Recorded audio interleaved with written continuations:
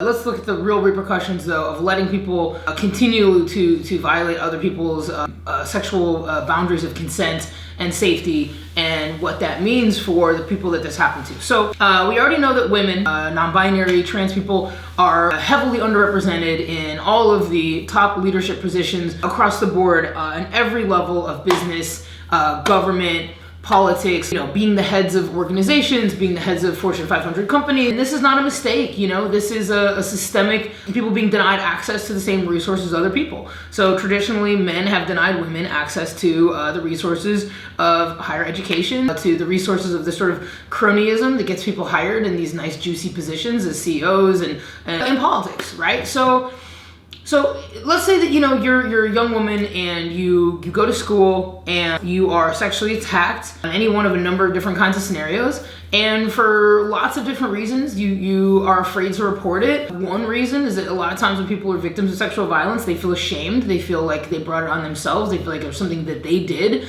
to cause it, and that is absolutely incorrect, but that is how people feel, and that is based on a culture that basically tells people that. So one, you're afraid, you're ashamed, so you don't want to report it, okay? Let's say you overcome that barrier, you get some friends, you get some help, and you do report it. Then you're worried about being harassed by the person who did this to you again, by their friends, by their colleagues. You're worried that you're not going to be believed. They're going to talk about you're hysterical, how much did you drink, who else do you have sex with, are you gay, are you straight, do you go to church, Then you even have scenarios where people are caught literally in the act, as the infamous Brock Turner case, and you go through the whole thing. It's indisputable that the person committed the crime, but they still drag you through the mud. They ask, how much did you drink and who did you have sex with? And then, when it's all said and done, you have a judge in the case who's another man, and he's like, I would hate for this poor young guy to have his life ruined by this bad decision that he made to rape someone while they were unconscious behind a dumpster.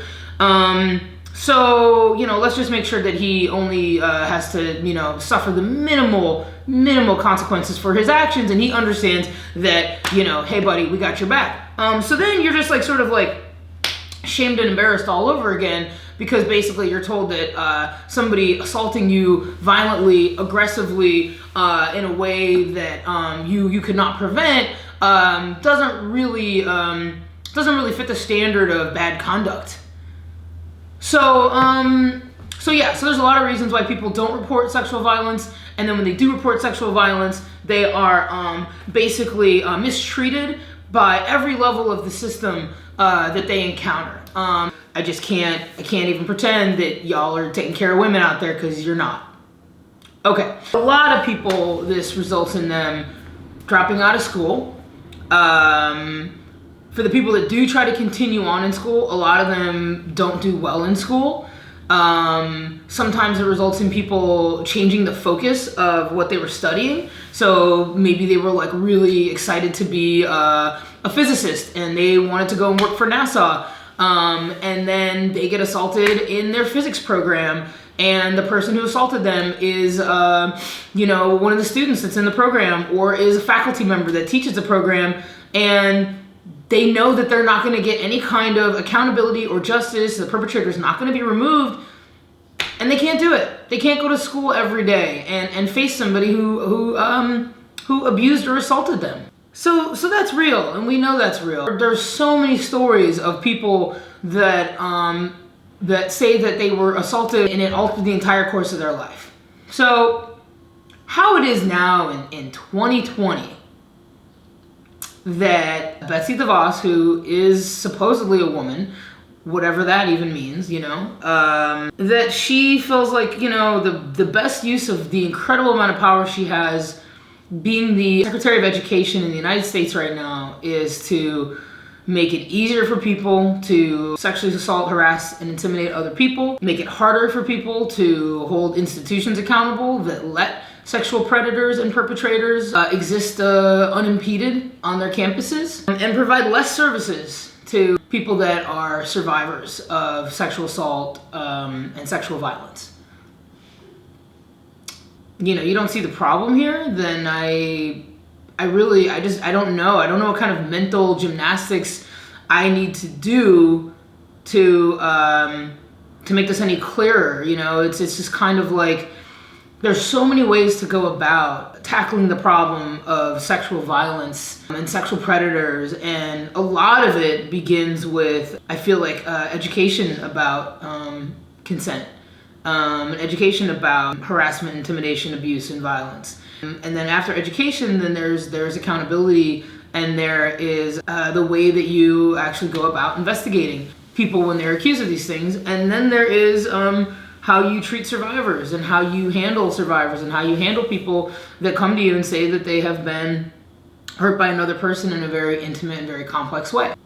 None of the things that Betsy Devos and her Department of Education cronies have come up with further that goal of actually ending sexual violence, getting justice and healing and accountability for survivors, and actually helping perpetrators to not continue to be perpetrators and not continue to be predators.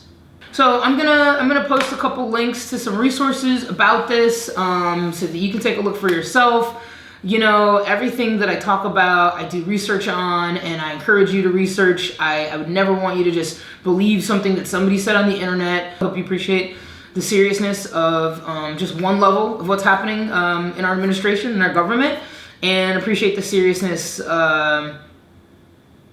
of the situation that we're in terms of removing these people from power, quite frankly, as soon as possible.